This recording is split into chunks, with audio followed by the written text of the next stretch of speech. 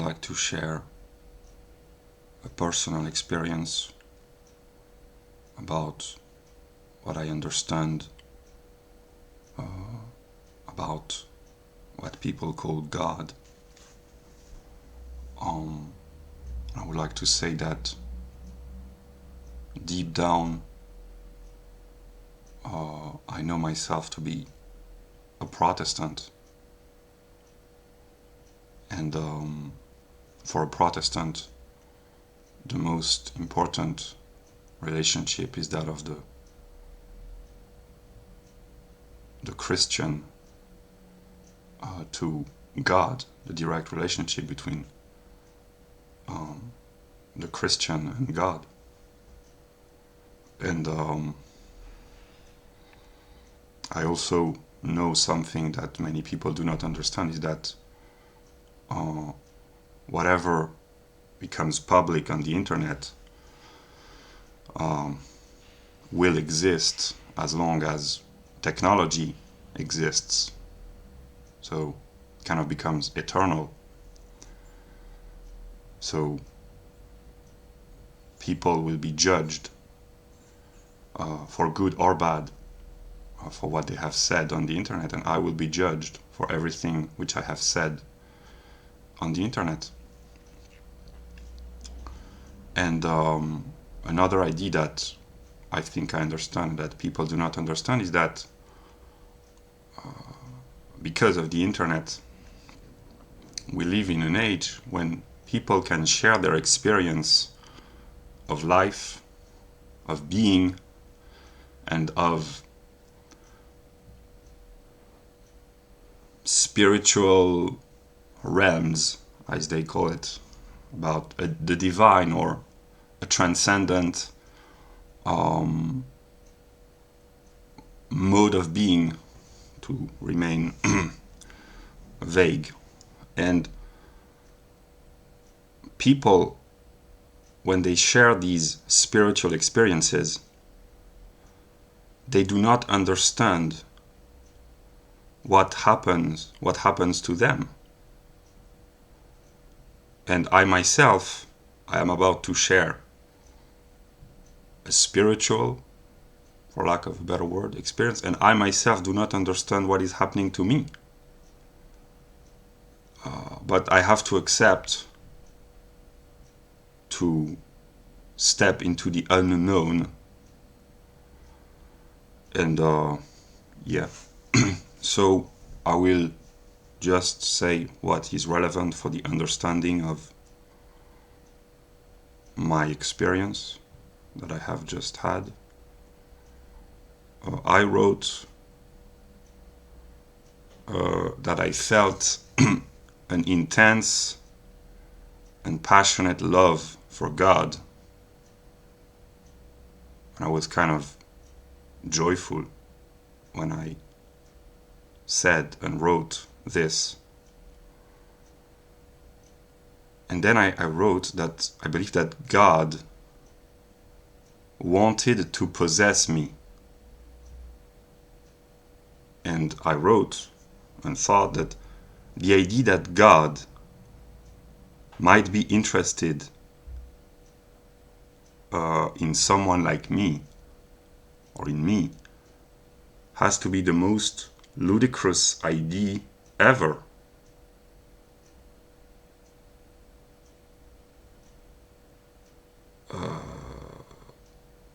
Because there are many reasons.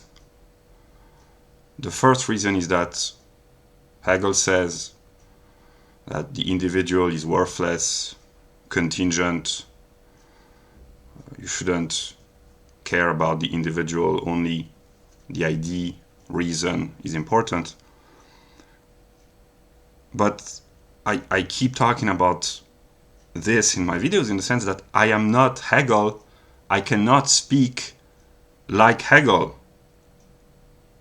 Hegel, the historical figure, was a trained theologian with a background in philosophy. He had probably an IQ of 160 minimum, maybe 70, maybe more.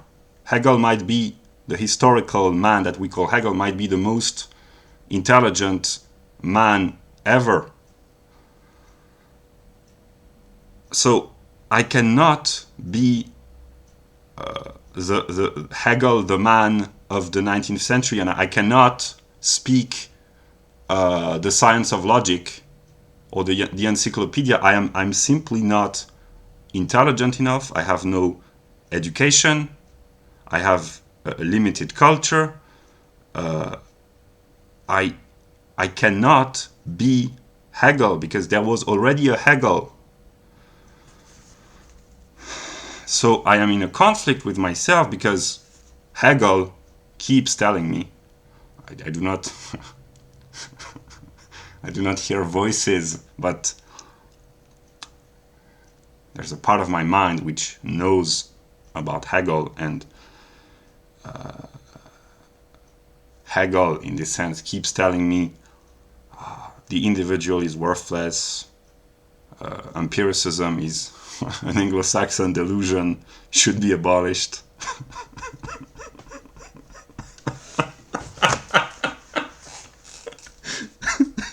Sorry. I'm sorry. Yeah, so when I think about me as an empirical individual, I am conflicted because I wish that I could be up to the level of Hegel, but I'm not. And Hegel keeps telling me, you're not up to my level.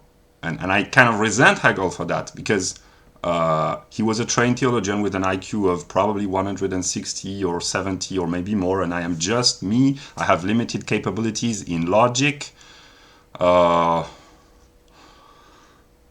have no education, formal education, since the age of 17, except a couple of years ago.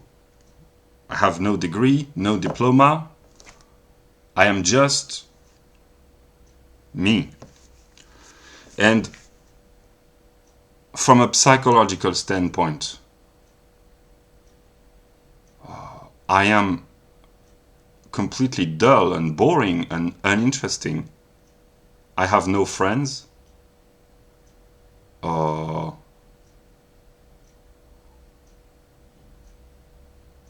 The idea that women might be interested in me is nonsensical, because first, I do not believe myself to be the kind of person that women enjoy, except as a friend. And I have had friendly, so to speak, relationship with women. But if a woman considers you as a friend, there's a problem, my friend, one might say, because women are not interested in male friends.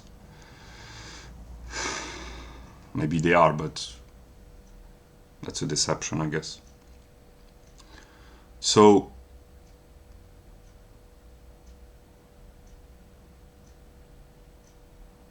yeah, I started to wonder, why would God be interested in me? And then I thought, because from a philosophical standpoint, I am the negative. So I guess I am a part of God. I am the negative part of God, but everyone is a part of God. And the way I envision God,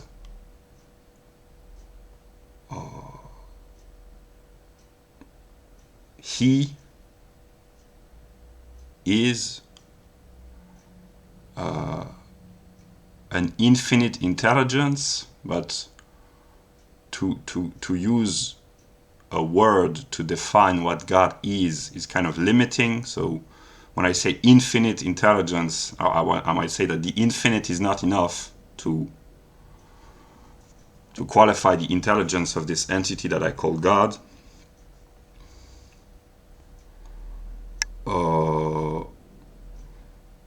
And the way I envision God, he knows everything.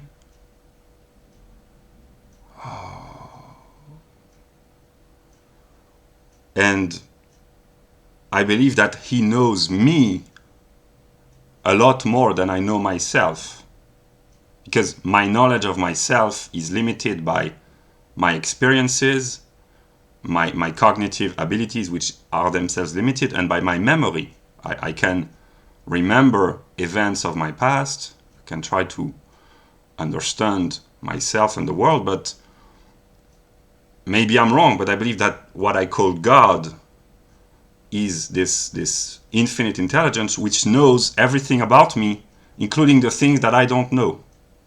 So in this sense, that's one of the reasons why I'm the negative of God, because I am ignorant.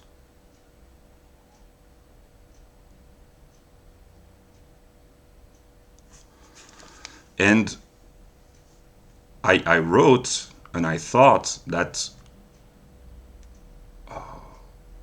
in my life I have never had, or I don't think I have, any negative thought about what I call God. All the negative emotions or thoughts that I have had, or that I remember having, I either projected them onto others or onto myself or onto Hegel, most of them. When I grew up intellectually, I blamed Hegel for for a lot of my problems. And the more I grew intellectually, whenever I saw negativity, I blamed the negativity on the negative, which is myself. And I know that negativity comes from the negative. So it cannot come from God, because God is not the negative. And the negativity in history, I blame this on reason. So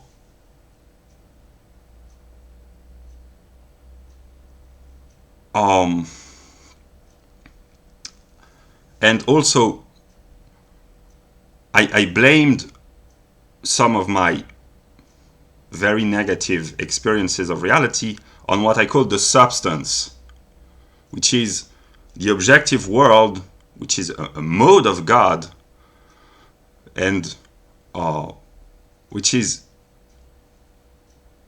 God's way of expressing himself, so to speak. But so all the negative emotions, feelings, thoughts that I have experienced in my life,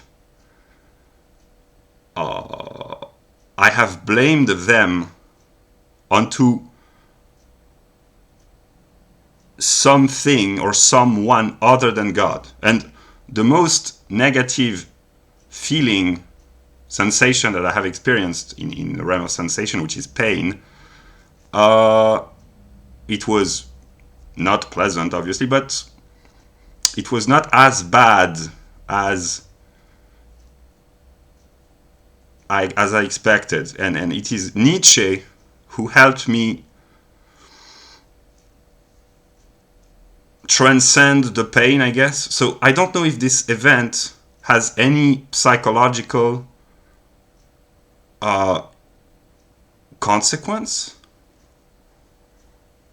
The idea that Nietzsche helped me overcome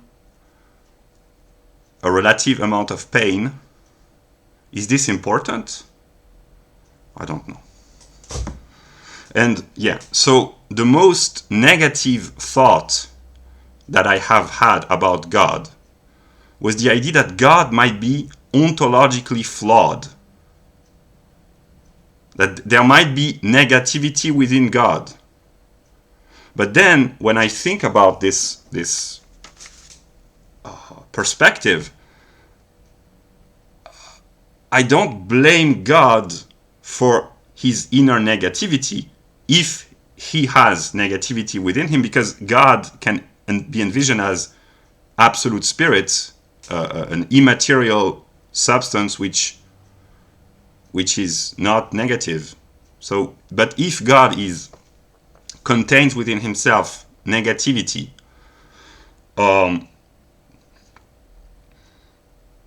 The feeling that it inspires me is a feeling of compassion for God. But how could God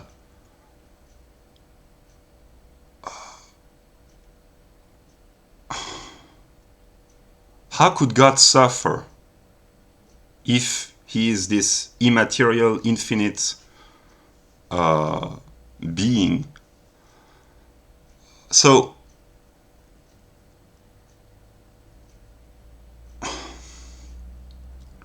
and another negative thought that I might have associated with God is the idea that God might be unfair.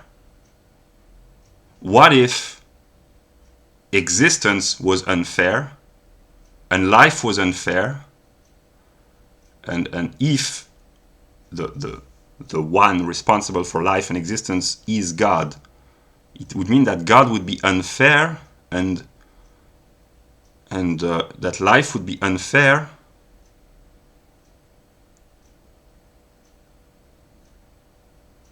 I don't know.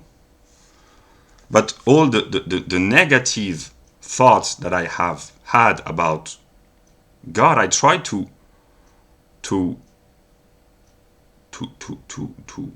acknowledge that they come from, not from God, but from the negative of God, to which I identify. So I have to acknowledge that the negative doesn't come from God, but from me.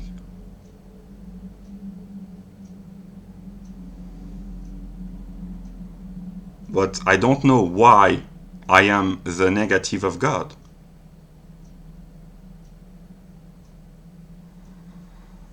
And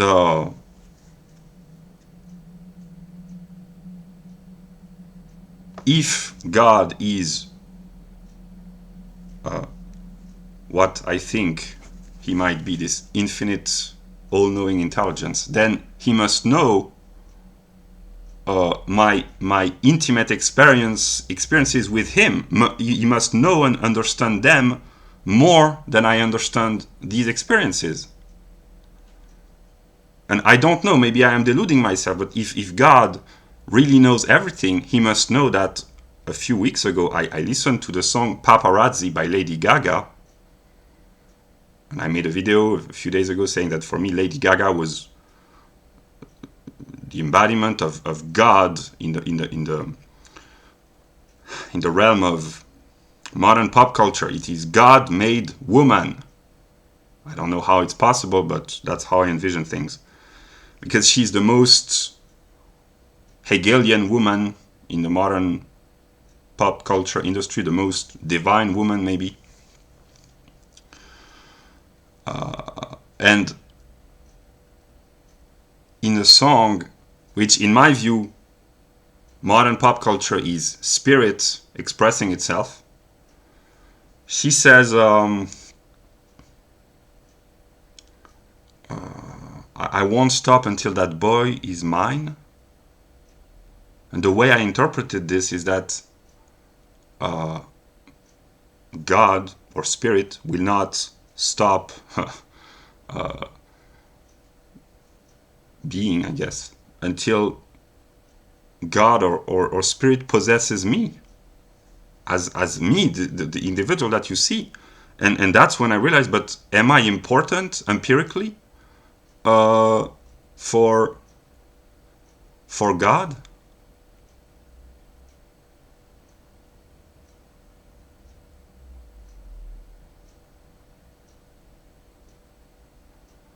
And I try to imagine the possibility that God might be angry against me for being the negative, but I am myself angry against myself for being the negative and for ignoring the reason why I am the negative. So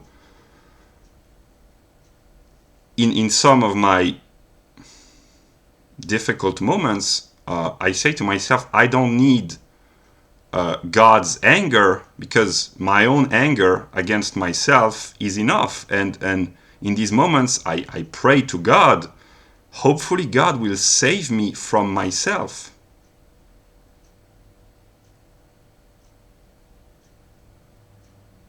Because I am more afraid of myself than of God.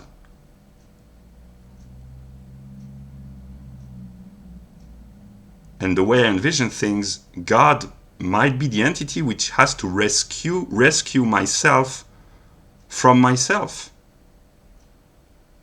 And I hope that he will be here, because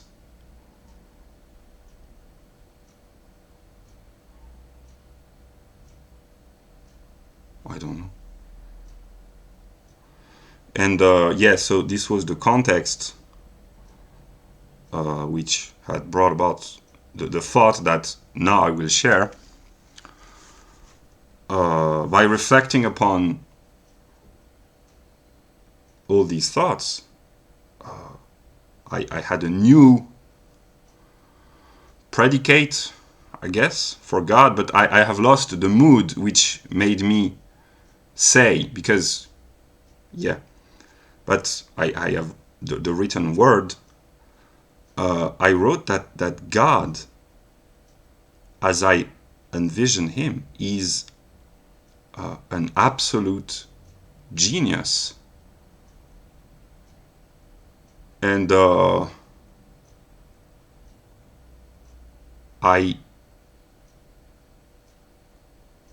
words are not sufficient.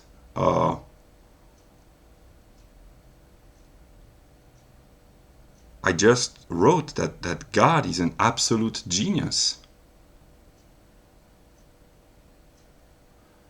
And he's so brilliant that he makes Hegel looks like an idiot. And I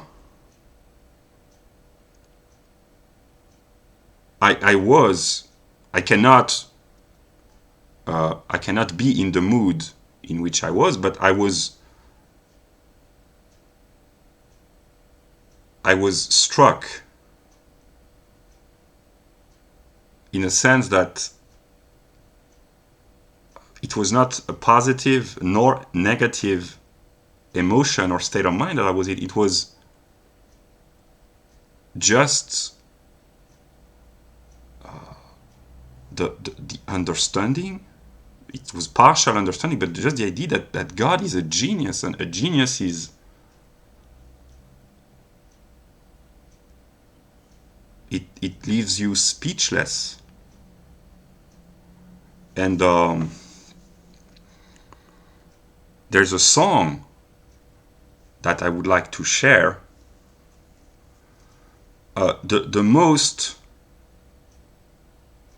the highest expression of what genius is that I can think of, and with my limited culture, my limited background, my story, etc., is a moment in a song by Eminem.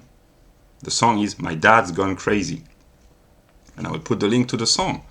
And when Eminem says,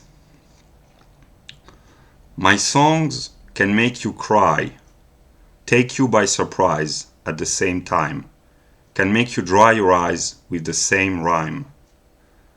See, what you're seeing is a genius at work." Which to me isn't work, so it's easy to misinterpret it at first, because when I speak it's tongue-in-cheek. More pain inside my brain than the eyes of a little girl inside of a plane. But what I want to express is that when Eminem says, "What you're seeing is a genius at work,"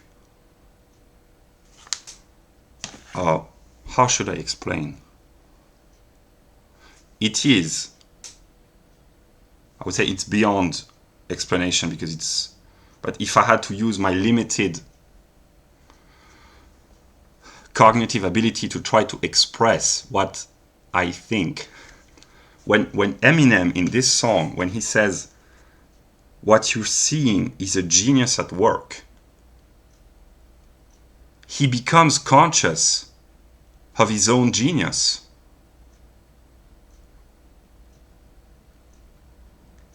And Eminem's genius is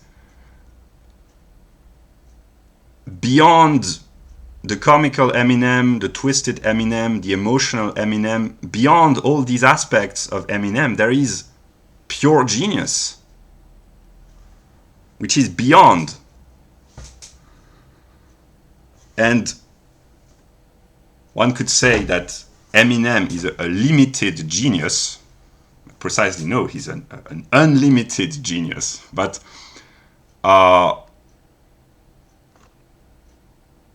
he's a genius of modern pop culture.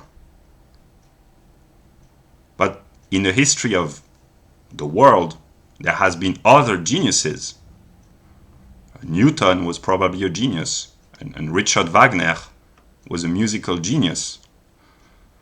But the way the experience that I had just before making this video is trying to imagine that there was one genius who inspired all the geniuses. And that genius is what we call God. But this is beyond imagination. Because just to imagine that there might be one entity which inspired the genius of Eminem, this thought alone is beyond imagination, beyond understanding, beyond words, beyond. And Eminem is a pretty great genius, and he's an absolute genius, but there are other geniuses in other fields of human accomplishment, and how should I explain?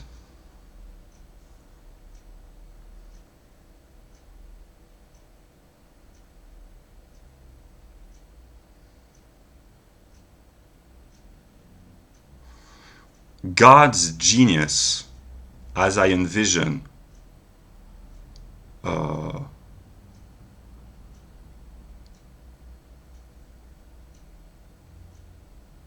what this might be, is beyond words. It leaves you speechless.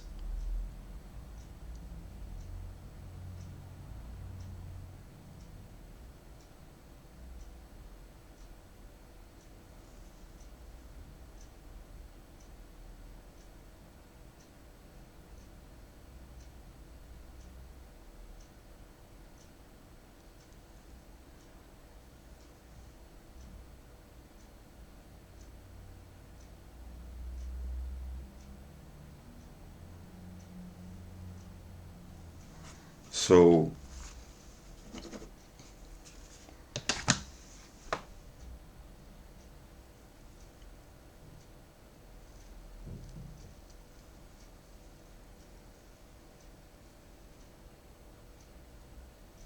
yeah.